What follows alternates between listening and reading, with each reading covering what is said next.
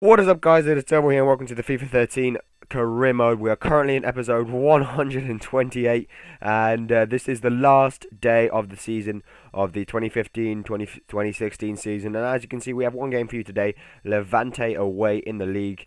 And well, the rest of the video, it's a long video, guys. It's a 12-minute video. Getting ready for some career mode goodness.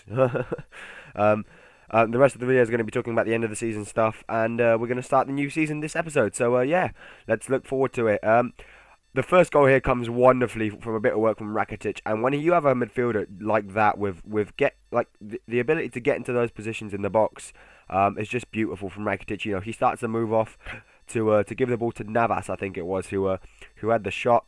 It might have been Miyuka. I don't know who that was who had the shot, and they had the post, and Rakitic managed to get in the end of it because he made that run that, you know, not many strikers do in this game, but he made that run expecting the ball to bounce there, and he was there first time to put it away. And then what followed was another goal. Perotti this time, pretty much a solo effort here. He was lucky not to lose the ball, but he managed to keep it very tight, very close and tight quarters, and you know, a few little touches here and there, and the ball ended up in the back of the net in the 16th minute, and it was a fantastic goal. Look at this, smacking it with his right foot. The keeper was well and truly beaten, as were the defenders that he fought on the way there. And Diego Perotti probably is one of my favourite players in FIFA at this point in time, with 32 goals to show to his name for this season. There's no need to see why. Medel here was trying to do a little bit of what Perotti did, but unfortunately he ran into a bit of trouble in the defence and got tackled. And they did go on the counter-attack, and this was the result of their counter-attack in the end. They gave it to Ebora here. He managed to cross it in, but we managed to clear it out, and Rakitic was eventually able to give the ball to Luna, who went on the counter-attack himself. And here we go, Negredo here trying to chip it into Navas, and unfortunately the keeper is going to get there ahead of Navas and clear it, but that was the sort of thing we were doing, you know. Very solid at the back, and we were very happy to go on the counter-attack if they were going to go on the counter-attack as well. Fazio there managing to clear out the ball. Unfortunately, we didn't quite clear it all the way out, and they do have another chance here, Levante, to score, but well, fantastically, Diego Alves does a fantastic job to stop the ball going in the back of the net, and I really can't pronounce my words. But here we go, Jesus Navas on the ball on the stroke of half time. Going to give it to Perotti for Perotti's second of the match with his left foot, and Perotti's going to run over and celebrate next to me because that's what he does. We are a team, and me and him, we get along really well. And there's no need to see why, like I said, with 33 goals to his name now, he is one of the best players in La Liga at this point in time, and probably one of the best players in Europe. Well, I'm going to put it out there, one of the best players in Europe, because, you know, he is. Unfortunately, we didn't win a European competition, but oh well. We move on here into the second half, and we're still attacking. Jesus Navas with that shot was never, ever, ever going to go in, but we do get another goal, courtesy of Negredo, who just smacks that straight into the back of the net. What a rocket, and I'm going to be sad to see him go. But the reason I'm going to sell him next season, guys, is because he is currently 83, and when I start my new season, he is actually an 82 rated striker, so he does go down. And, you know, that just means sell time, because I can still sell him while he has lots of potential. Not lots of potential, lots of value. And I'd rather do it now than in one season when he's going to have like half the value. But we do win the match in the end, and this is the other team. Unfortunately, they're all crying on the pitch because the other team, Levante, they do get relegated, I believe. And meanwhile, you know, we are celebrating because, you know, remember this match, before this match started, we were on even points with Barcelona. So if Barcelona have dropped points today, we will be crowned the kings of Spain. And you know, it's very tight, you know. It really was very tight, but in the end, unfortunately, as you might have seen there, you might have glimpsed, Barcelona do go out and beat their team 4-1, and they are crowned the champions of La Liga. And it's very, very strange because we had a fantastic season with Sevilla. I'm not going to lie, when I came over in January, February time, I did not expect to be anywhere near the title. We were sitting in 4th place, and I brought Sevilla up to 2nd, level on points with Barcelona, and we have a 13-point gap between 3rd and 2nd, which is huge. And, you know, have in mind, I did not play Barcelona, okay? I have not faced Barcelona at all this season. And it's quite strange, because in the first season with Chelsea, when we won the Champions League, I played Barcelona 3-4 times. It was huge. I played them for so many different things. My Champions League campaigns with Chelsea, Real Madrid as well, I faced against Chelsea, obviously. You know, but just the Spanish teams are huge, and I'm just very happy that Sevilla are up there among the top. Perotti does win the top scorer, the Golden Boot for the Liga BBVA in the 2015-2016 season. Ronaldo coming far away behind, 21 goals, 6 goals in between him and Ronaldo. And if you look on that list, guys, I cannot see Messi. What? I cannot see Messi. Torres is on there. Ronaldo's on there. Messi's not on there. You see on the assist list as well, we're doing fantastically. Out of the top 6, 4 of them are Sevilla players, which just goes to show how much of a good team we are. The only other one who beat us was Pedro, who was top with 11 assists, but of course he plays for Barcelona, where, well, all they do is pass it about to score. This kind of worried me a little bit because there's only 23 matches played in the English Premier League. I wanted to show you guys the table, and I don't very much agree with this because this was the table when I left. It wasn't the table. I'm pretty sure it's not the table now because we have played 38 matches in the BBVA, which means that England shouldn't be that far behind. But another little note is that Porto beat Spurs. Spurs obviously knocked us out of the Euro League. Porto managed to beat Spurs and win the Champions League, not the Champions League, the European League. So we got knocked out by finalists, which is fine by me. Madrid do win the Spanish Cup against Valencia, but we were out of that a long time ago. So guys, that was, that's the end of the season, really. A lot to be said, I think we had a fantastic season, personally. Like I say, without playing Barcelona, we came second, level on points with them, without any, huge problems that we faced. We managed to come second. It really was a super season, like they say there. They wanted me to qualify. I've done that. High and above, I've done that, and hopefully I can go and do the same thing next season. Get some good matches against Atletico Madrid. We had a good match against Atletico Madrid this season. A great match against Real Madrid. To go to the Bernabeu and beat Real Madrid is just huge, and we did it.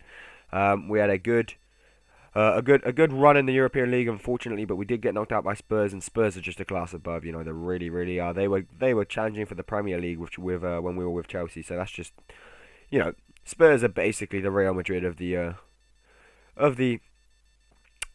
BBVA, well, of the Premier League. I want to change that. Man City are the Real Madrid of the Premier League. But of course, the player of the month is Perotti. Who else would it be? And guys, I am into the new season. So this season, I have a lot to thought about. A lot of things to think about to start with. Jesus Christ, I really can't talk right now. They do want me to qualify for the Champions League, which is, fine. I'm going to do that easily, I hope. They do also want me to reach the semi-finals in the Champions League, I believe.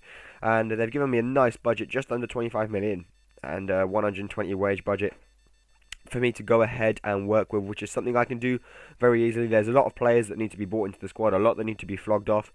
And I'm going to talk about that in just a minute when I show you the shortlist. But they also want me to reach the final of the Spanish Cup, which may be a little bit tricky. I don't think I could do that. But, if I do, it'll be great. So, Sevilla are basically looking for me to go out and win all 4 trophies, which is a fate that I have done with Chelsea in the past. So, why not? Unfortunately, Mayuka is out for 4 months. But, this doesn't really change much, apart from the fact that I will be without Mayuka for 4 months. It means Luis Alberto and Ben Khalifa are going to get a lot more time on the pitch than they otherwise would. But on to the players that I want to flog off first. Obviously, these two guys are quite young, and so I'm just going to loan them because they need to grow in value. But then here we go, goalkeeper Diego Lopez. He is taking up 70 grand of my wage budget, and I have not played him once this season. Fazio, he is a great centre half, but I need a new one. Fazio's getting a little bit too old. He's not quick enough for me, and if I try, I can squeeze 5 million out of him, and with 5 million, I can go out and get a great centre half. I'm gonna show you the shortlist that I have in the next few minutes. But among the other players, obviously Fernando Navarro is just too old. Negredo is already going down, so he's worth 12 million. If I'm lucky, I can squeeze 15 out of him and get a nice, great striker in. Reyes is just old. Diarra, I'm never playing him. Maduro is a fantastic centre back, but he has been on the reserves for this whole time. And the others are just players that I really do not play and never will play unless someone gets injured. Apart from Guarente, who I played a couple of times, but might as well get the money for him. So here's the table. To me, it looks like who is it? Rayo Vallecano, Sporting Gijon, and there was someone else. RM Castilla. I think they're the 3 teams that came up. But don't quote me because, of course, I'm not Spanish and I cannot for the life of me pronounce the Spanish teams. But here's the shortlist, guys. Okay, so basically I'm looking at one to 2 centre-halves. Really, I'm going to go out with 2, maybe 1 big one and 1 little one. So I'm prepared to spend, 10, 12, 15 million on a centre-half. I will be happy to do that. maybe not 15 million. I'll stick with 10. If I can spend 10 million on centre half, I'm going to go out and try and do that. So there's a couple of options there on the shortlist. If you have any others, leave the suggestion in the comments below, and I will look at it. So I need 2 centre halves. Ideally, if they're around like 8 million, like Mbiwa there, I will be happy to go out and grab them. I also need 1 centre defensive midfield player, and actually I've already signed. I'm going to sign one this episode. You're going to see in a minute. Those 2 there. The centre defensive mids are above Emre Can are both free agents, and I think I do go out and sign one of them. I can't remember exactly who I signed, but I don't need any midfielders because I have huge numbers of them on the bench. I do need a striker, and here we go. I'm going for centre forward because ideally these players can play in both striker. You know, they can play left wing and right wing if I need them to. And Insigne, Lamela, Ibarbo, they're all huge players, but you know, 18 million for Ibarbo, I don't think I'm going to be able to afford them. I might try and sign Daniel Welbeck simply because I very much like him as a player. And he scored a great goal against me the other day, or not the other day, the other episode, like a year ago or something. I'm also looking for a left back. Aaron Cresswell from Ipswich Town is a huge one. I'm going to look to sign him. I'm also going to try and look to sign a winger. So you know, choose one of them, or if you have your own suggestion, I will be happy to go with that. And also, of course, I need another striker. And at the minute, my striker looks like it's going to be Danny Welbeck. I'm going to enjoy him if he comes to the club. I haven't worked with him, so maybe if we go for Danny Welbeck, that would be great. If not, leave a comment below, guys. So this is the time of the career mode, you know, the end of the season, when I need you guys to leave the comments below. If you could please go out and do that. This is my defensive midfielder, by the way. He's a free agent and he's worth something like 8 million, 8.5 million for a free agent is just huge. Why would I not sign him? But yeah, if you could leave in the comments below, please. I need 2 centre backs. I need a left back, but I'm pretty much secure that I'm gonna go and get out Ian Cresswell or whatever his name is from Ipswich. Aaron Cresswell, sorry. So 2 centre halves. I don't need any midfielders.